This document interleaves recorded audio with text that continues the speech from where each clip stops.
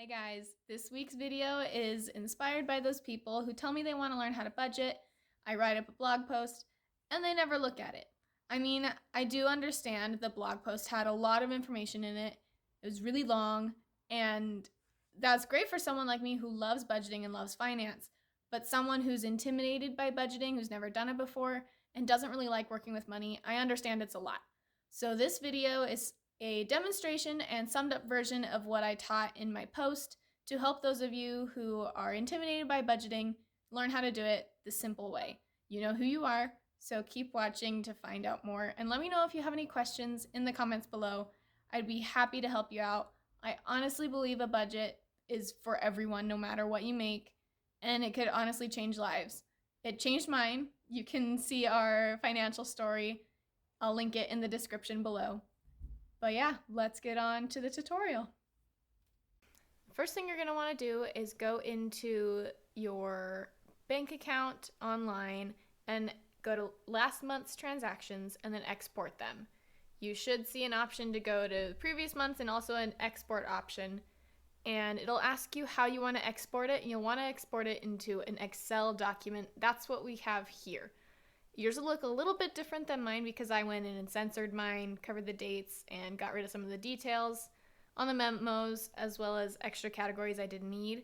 You can do that as well. Some of the censoring I did just for privacy reasons. But this makes it really easy to then go and categorize all our transactions and see what we need to budget for. So what you're going to do is you're going to pick a category that's pretty common that most everyone will have.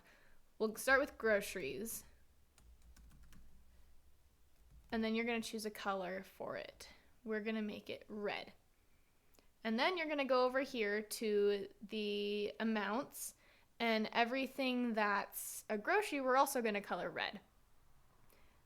Now, for places like Walmart, where they sell a variety of things, I usually keep the receipts for those because this $40 could have been from groceries or it could have been for craft supplies, and that would not go in the grocery budget. So I recommend keeping your receipts for stores like that. But for the sake of this video, we're just going to say that every Walmart transaction is a grocery transaction. So we'll color that one red. And then what else do we have? Walmart, Walmart, Walmart, Walmart. We do most of our shopping at Walmart. There's Food Market,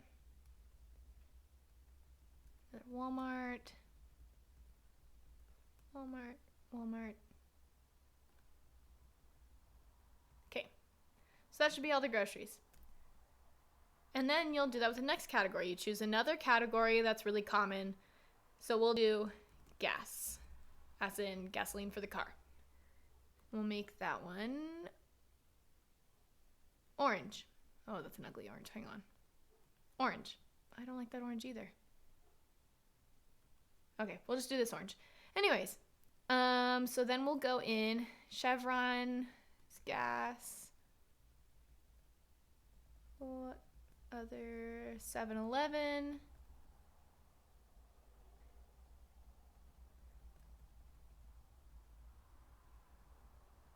Okay. Oh, you know what? I think that's gas, not groceries, now that I'm thinking back. These are old transactions of mine. They're from last year, just for privacy reasons. There we go. Okay. And then let's see, what's another one? Eating out. We'll make that one yellow. IHOP.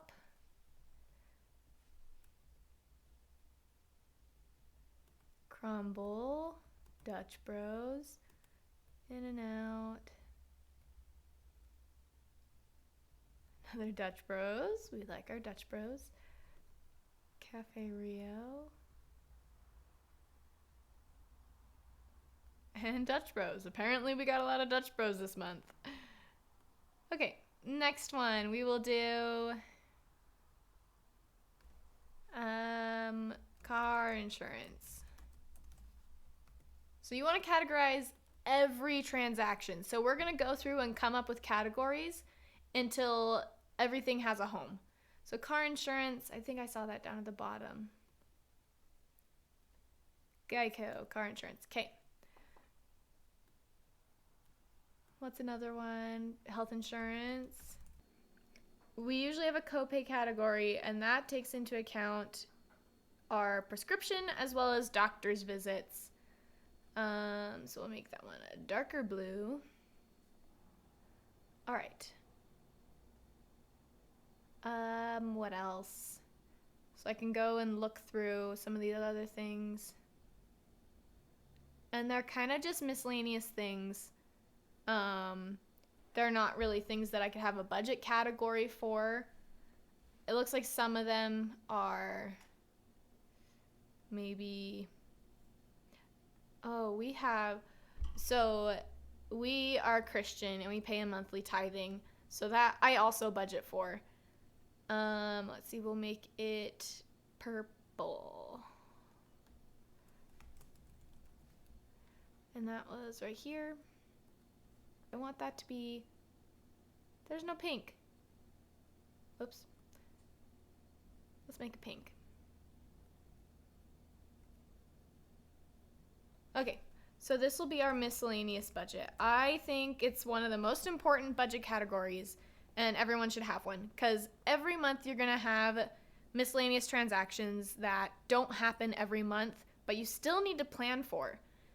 I think it's any transaction that doesn't have a home that is under $100 should go in the miscellaneous category. If it's over $100, you either need to budget for it or it'll come from an emergency fund if you don't have time to budget for it and it's important.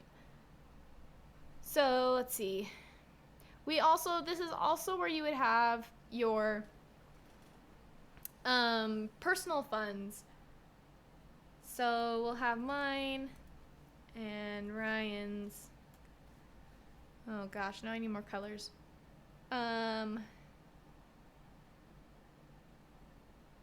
Whoops.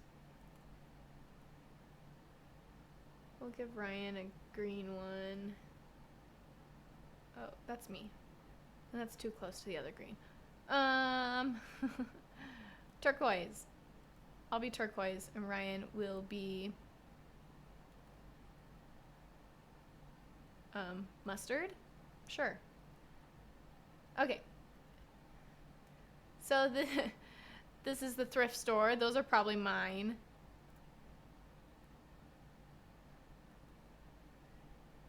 The games are Ryan's. Oh, that's not a great color. And then these other ones would go in the miscellaneous category. Another point for things like Venmo, I will look at my app and see what it was, because this, all it tells me is that it was on Venmo. And so that's when I look on my app and see what it was for so that I can categorize it properly. This was for a piece of furniture we got, and so it would go in the miscellaneous category in this situation. All right, now the fun part, we add it all up. So the best way to do this is to let Excel do the hard work for us. You're going to use a formula. Don't worry, it's not a complicated one. It's the simplest one and, in my opinion, the most important one. So you're going to go over here next to your budget category, press equals, type sum, and then a parenthesis. Now this is going to add it up for us. So then you go to the highlighted categories, click on them, and push a comma. And you can do this for all the amounts for these categories.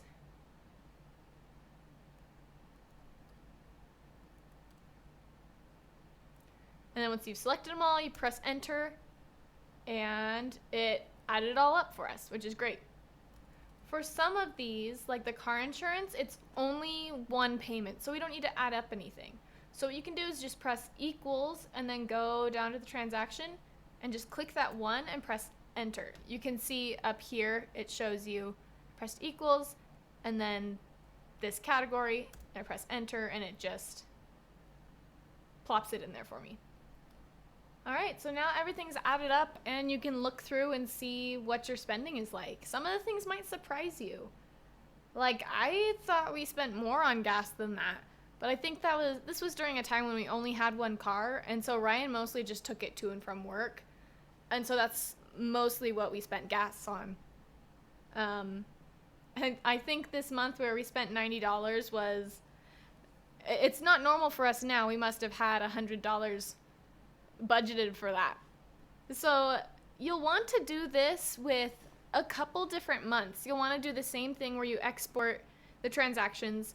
So if this was January, if these are January's transactions, you'd want to do it for December and November also, so that you can then average out the amounts, because maybe you spent over $300 in January, but in December and November you spent like less than $250. Then you'll want to average it into something in between. And it's going to take trial and error as well. So then you're going to open up a new sheet here, and we're going to say this is February's budget. And what we're going to start with is our income. So I like to make the titles bold just to make it pretty. Let's see. So I like to label the paychecks. Ryan gets paid twice a month, and I get paid once a month. So then what I'll do is I'll go here, and again, an easy way to kind of copy and paste it is I'll click equals and then go to the income on our transactions. There's Ryan's first one. So yeah, you just click on it and press enter, and it'll automatically plop it in. Equals. There. And then I'll add a little line underneath it. And again, we'll add it up by using the sum. Equals sum tab. And you just click and drag to highlight all of them. And that's our income for that we have to budget for this month. Always, always, always use last month's income for your budget. This is money that has been deposited in our account that we already have, and so that's what we want to use. Always work a month ahead. If I was just spending money as it was deposited, then I feel like it'd be really hard to budget, and eventually we would go over, and that can be dangerous. In this situation, if we go over, it's not that bad, because as we're spending last month's money, we're also getting this month's money deposited into our bank account. So do all you can to work on using last month's money rather than this month's money. In my blog post on how to budget, I talk about how you can transition. If you're currently living paycheck to paycheck and just spending money as it comes in, then I teach you how to transition to using money that you already have from last month. So what we would do after we have our income set up, if you pay tithing or if you give to charity, this is where you do that. I recommend everyone gives to charity in some way. Dave Ramsey actually talks about it too. It's honestly, you are blessed for being generous with your money. We've seen so many blessings from being generous. I know our tithing money goes to helping the poor and people who need it more than we do. And I've definitely seen our budget be blessed for that. So if you can give in any way, I would. Just have a percentage that you set aside every month. So for us, it's 10%. So then I'll press equals, take that amount, times 0.1, because that's 10% in decimals. And then it automatically calculates for me how much we would pay for our donation. And now we go into the budget portion. You'll want to start with categories that don't change month to month. So that would be bills where you pay the same amount every month. So that's going to be rent, car insurance, health insurance, your phone bill, stuff like that. So we'll put our car insurance, health insurance. We weren't paying rent at the time because we were working in exchange for our boarding. And so that's not going to be one of our expenses. So just for this situation, we have just these two. So what I like to do for these is I usually round up to the nearest dollar. You could do it with the decimal, with the cents, and get it exact. But that's just kind of tedious for me, and I don't mind having a couple extra cents that doesn't get budgeted, because then it just builds up in your account and will eventually amount to something that can be put into your savings or something like that. And that's always a nice little surprise. I just don't like dealing with the decimals. Health insurance, that was about 75, so. Okay, and now you'll go in and put all your other categories. So we had groceries, gas, eat out, copay, miscellaneous. Then I always separate the personal budgets a little bit. All right. So then that's when we'll look at these totals here. And when you do this, you should have hopefully 3 columns of totals for the 3 months that you are averaging. So you're going to look at the average between these and then decide how much you need to budget. It might be a good idea to total all of this and see if you're spending more than your income. So if we sum this up,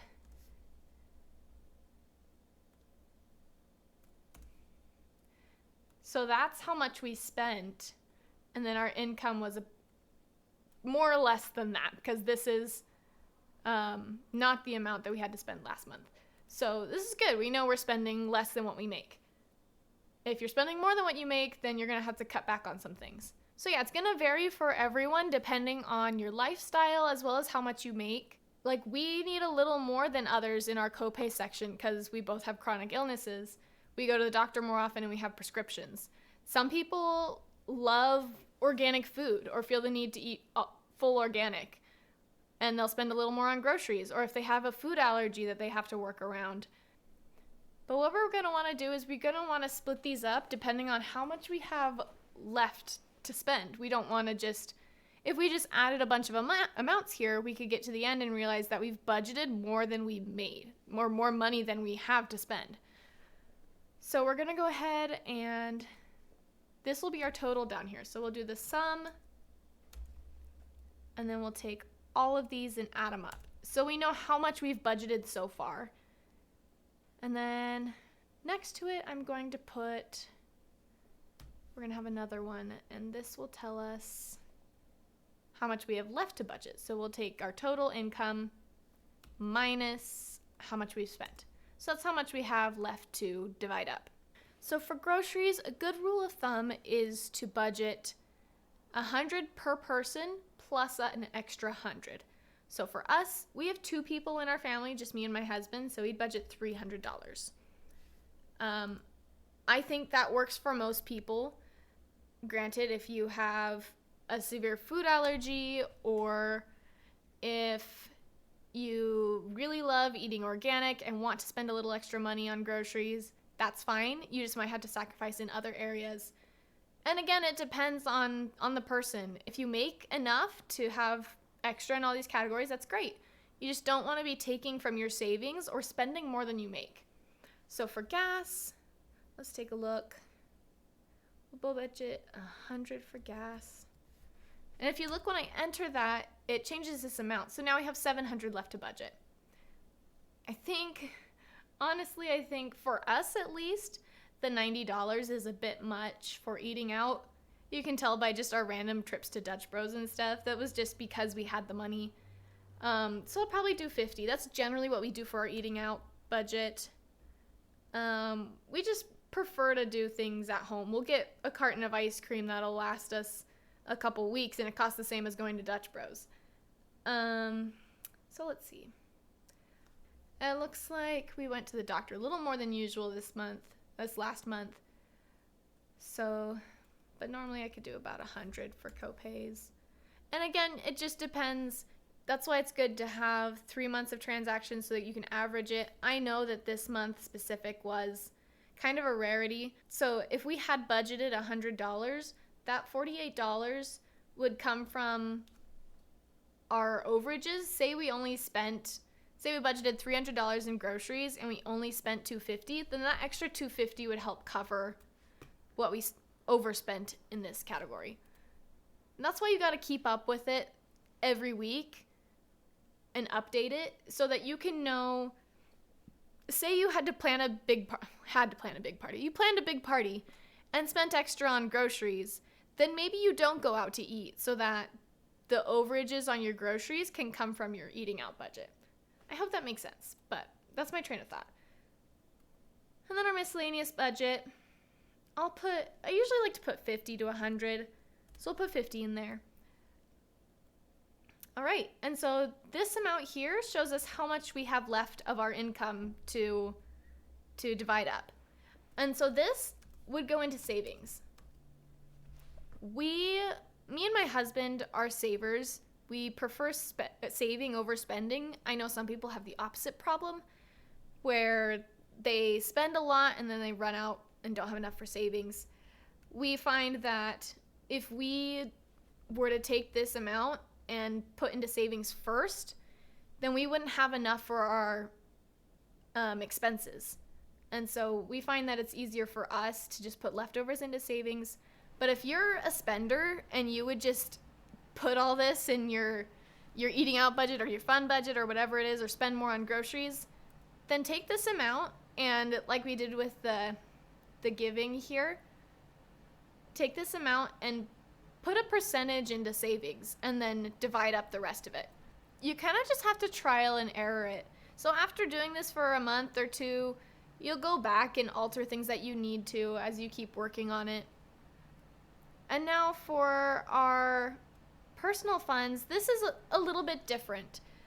I personally don't like budgeting for our personal spending. I feel guilty. I feel like the things that I buy I don't need. But I know it's really important to have some spending money because otherwise you feel trapped in your budget. And that makes you stressed, that makes finances extra hard, and that makes you overspend in other areas. So it's important to have your own spending money. But what we do is we'll take our overages from the previous month and divide that between ourselves. So say last month, again, we only spent $250 on groceries. Then that $50 would be divided between the two of us the next month. Okay, so let's say that we only spent $250 this month on groceries. Then we'd have $50 left over. And then when we go to create March's budget, we would see the leftover $50 and divide that between Ryan and I. Whoops, not $250, just $25. There, so that's how we would do it. And it rolls over every month so that if this month we don't spend all of our gas money, that would add to it. And then next month we might have $40 or something like that. And that's what works best for us, just because of our personalities. And like I said, it'll be different for everyone. So maybe you do want to budget a certain amount every month for spending money. That's okay. If that's what you need to do that. Our personal spending money is the only budget category other than savings that will roll over. So at the end of the month, when we go to make the next budget, some apps will automatically roll over your money, but we just start fresh each month and all the rollover money goes into our personal funds. For your savings, you'll probably want different categories, not just a savings account. I'll talk more about that in a future post and video because I think that needs a little more attention than I can give in this video. You're going to want to come and update this once a week, at least. So as you spend your money, we'll have our February, I have to think, I can't spell and talk at the same time. Your February transactions, you'll have the date, the amount, where, any notes on what you might have spent it on, and the category. So as you spend money, you'll track it in here. Okay, stop right there. That's not what you want to do. Don't record your budget in Excel unless you're super familiar with it. It's way better to get a budgeting app. Some of the best ones that we've used are Every Dollar. That's Dave Ramsey's budgeting app. It's free. It does the job. We eventually upgraded to YNAB. The full name is You Need a Budget. That's my favorite app we've found so far. It does cost money monthly, but they have a year free for students and they have a 30-day trial. I know some people also like Mint. I wasn't a huge fan, but I'm pretty particular with my budget and how I lay it out. And then make sure you're updating that app frequently, at least once a week.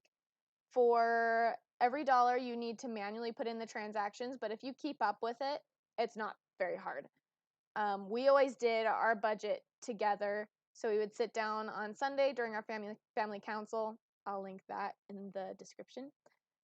And go over our finances. And he would read the transactions off our bank statement, and I would enter them into the app. And that way we were on the same page.